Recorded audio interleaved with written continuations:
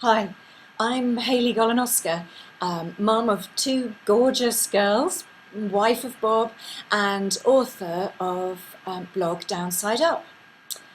I started Downside Up about a year ago when our youngest started school, and I wanted to find some way of celebrating that first birthday.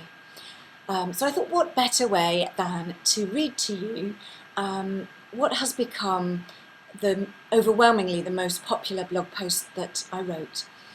It was one of the very first posts that I wrote right at the very beginning.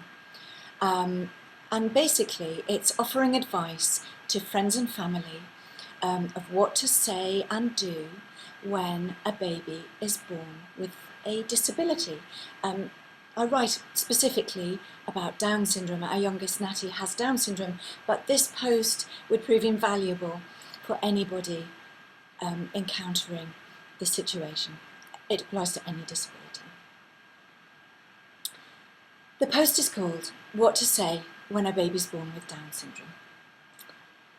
So you hear the news that someone in your family, a close friend or an acquaintance, has given birth to their baby. Great news. But within seconds, you're told that the baby has Down syndrome. Oh. There follows perhaps a mixture of disbelief, shock, stunned silence, anger, hurt, disappointment. Perhaps a feeling that a sixth sense just told you so. Maybe you have a desire to fix things, make it better, make it go away. Perhaps you're young and you don't really know what Down syndrome means. Or maybe you already love someone with Down syndrome and you know that this is not the end of the world and that you will gently guide the parents. Either way, you may be left feeling, what do I say? What do I do? Well, I can honestly say that I haven't actually ever been in this situation myself.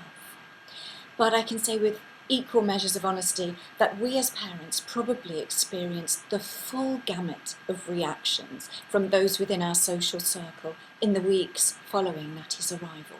So I can tell you what really worked for us, and I can definitely tell you what didn't work. Now, everyone is different, of course, and this is never truer than in matters of pregnancy, birth, and parenting. But whatever thoughts and emotions that you have had as onlookers, you can be rest assured that the parents have had those feelings too. Oh yes, all of them, even the negative ones. Number one, don't be afraid to say something. Please don't hide away. Now this is where Natty's entrance into our world really sorted the wheat from the chaff amongst friends. Some long-standing friends just didn't know what to say, and they very soon disappeared, slipped away, awkward and embarrassed. Some who we'd got to meet relatively recently, even perhaps during the pregnancy at birth classes, really stepped up to the mark, supported, helped and offered childcare during our never-ending trips to hospital in those early weeks. Family drove through the night to be by our side, also in deep shock, but there. The wise and respected godmother says that when people are in a crisis, you must never be afraid to talk to them. If your words are meant with kindness, if they come from the heart, even if you don't quite say the right thing, you can't make them feel any worse than they already do. You can only make them feel supported and loved. The only way is up. It's a win-win situation, if you know what she means. So please do say something. Secondly, please congratulate the family on the arrival of a beautiful new person in the world. My husband opened a bottle of vintage champagne that we had bought in advance for the happy event. We really didn't feel like opening that bottle of champagne, but we toasted our baby daughter, who lay that night in an incubator in intensive care, miles away from us, as we sat at home hugging her elder daughter tighter. Please send a card of congratulations, not condolences, for heaven's sake. Send a small gift for the baby to have near her, perhaps a soft toy for the incubator. Buy a small pack of toiletries for parents spending nights and long days in hospital, or wholesome snacks to enjoy during their many hours of waiting. Maybe you could buy a pretty cool box for mums to transport breast milk to hospital in. It's those little touches that make people feel loved. Ask to see the baby if possible, and if not, a photograph of her. Ask if she has a name yet, how much she weighs, how the birth went. In fact, anything you would ask any parent. Tell the parents how beautiful their baby is, because she will be. She will be adorable, and they need to hear this. Tell them that she looks like them, because she will. Our dear neighbours, who happened to be incredible, supportive doctors, immediately bought us a beautiful, fragrant rose to plant in the garden. On closer inspection, I noticed that the rose had a name, and it was called Congratulations. And this was the very first gift or message of congratulations that we received, and it meant so very much. Shortly after that, cards began to arrive, but they did take time. When we did some work in the garden recently, we had to move this rose, and I was so incredibly nervous because I attached such sentimental value to it. It survived, thankfully. 3. Be realistic. When people acknowledged the challenges ahead of us and our feelings of desperation and worry and grief and shock, it made us take their words so much more seriously. Glib over-optimism can be very insincere after all. Understand that the parents are grieving the loss of the healthy baby they thought they were expecting. But they will get over it. They will come to terms with what is merely just a difference. The midwife who said to us, "None of us want this for our children, but she's beautiful and you will cope." She was the one I learnt to trust the most, and she instilled confidence within myself. Another very wise midwife countered my "I don't want to love her because I'm afraid she's going to die and then it would hurt too much" with, "Now that baby needs your love, my dear, whether she lives or dies. Now you get down that hospital and you give it to her." So very wise and so very true, and she made me realise how very selfish I was being. It will be hard, but I'll help you when I can. She's looking a little stronger than she was the last time I saw her. I can't imagine how you all feel, but we're here for you. All of these phrases were delivered with love and hugs from true friends, and they meant so much. But do be prepared for any advice you give to be ignored. If I had £1 for every time someone gave me the phone number of the lady that runs the local Down syndrome support group, I would be a very wealthy woman. It took me about 2 years to contact her, in fact. She's a dear friend now, but we just didn't feel ready for that kind of formal acknowledgement of our daughter's disability, I guess. And we just felt that Natty was one of the gang, one of the family, and we just wanted to get to know and love her as that. And I didn't once ever contact any friends or friends of friends or friends of friends of friends whose phone numbers were passed my way simply because their children happened to have the same number of chromosomes as ours. You get my drift. 4. Please avoid outdated language and cliches. Just say the baby has Down syndrome if you need to say it at all. She is not a Downs baby, and she is definitely not a Downs. She is a baby first and foremost. She will have the features and traits of her family before those of any other child with Down syndrome. She will look like her family. She will share their traditions and values and beliefs. She will follow their path. And she will be dressed in the way they want her to be, and they will choose her haircut.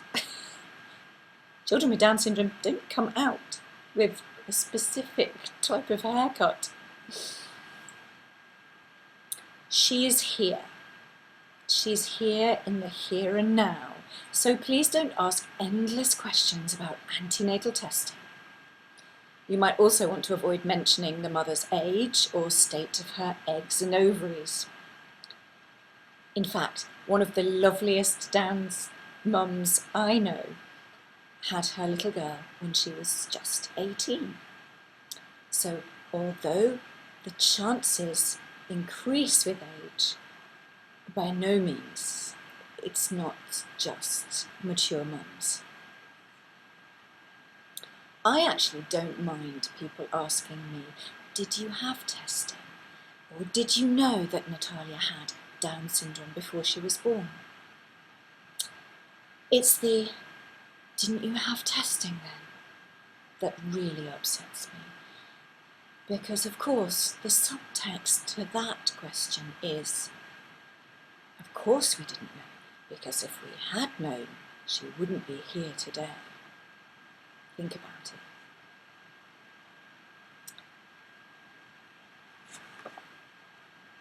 And for my part, if just one more person had told me that Natty would be loving and musical, because they are loving and musical, aren't they?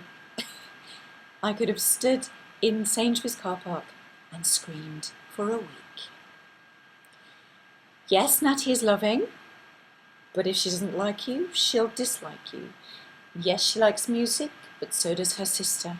And she is feisty, and she is funny, and she's grumpy, and she's hilarious. She has up days and down days. She'll like you or hate you. She can be a pain in the bottom or incredibly fun to be with. In short, she is a fully rounded person, exactly the same as you and I.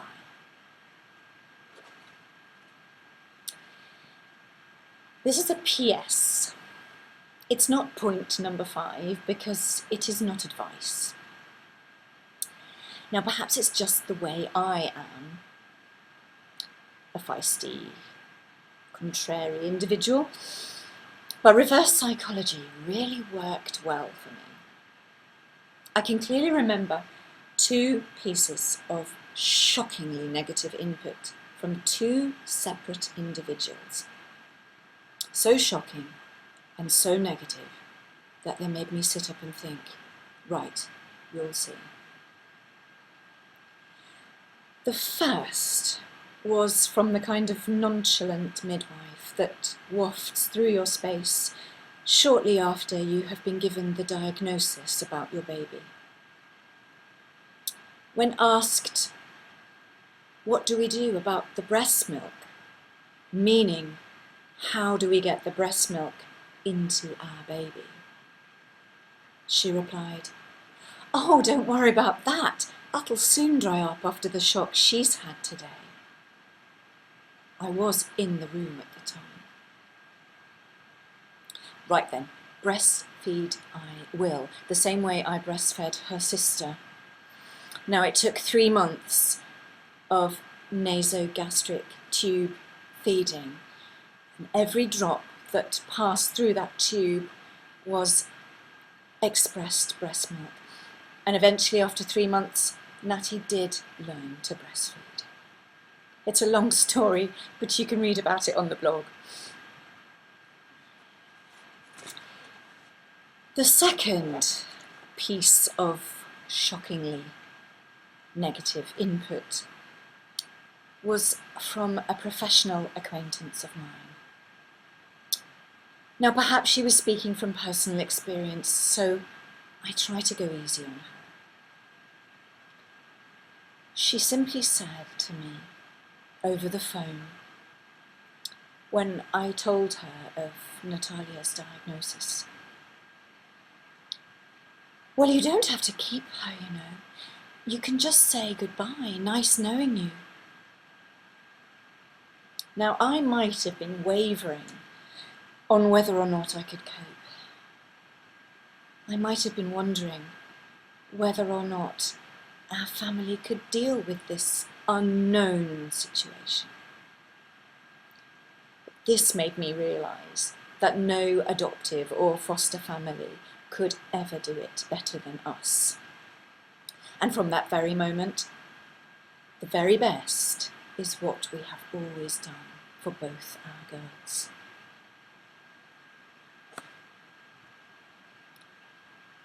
In summary, the birth of any of your children should not be, by far and away, the very worst day of your life. And for so very many of us, it is. Simply the right words, the right actions, and the right attitudes can change that. Please tell it right. Please say it right. Please do it right. Right from the start. And this is why I started Downside Up, because I want families to know that really life goes on pretty much as it did before, only you know what? Just a little bit better. If you want to see where we are now, where we are today, what we have achieved, what Natty is doing, what a little ambassador she is, just go to the blog and have a little look around. You'll find it at www.downsideup.com. I hope you find it funny, inspirational, tear-jerking, funny again, and beautiful and educational. I hope there is something for everyone there. And I hope you've enjoyed this little clip, and I hope you spread the word. Nice meeting you. Thank you for listening.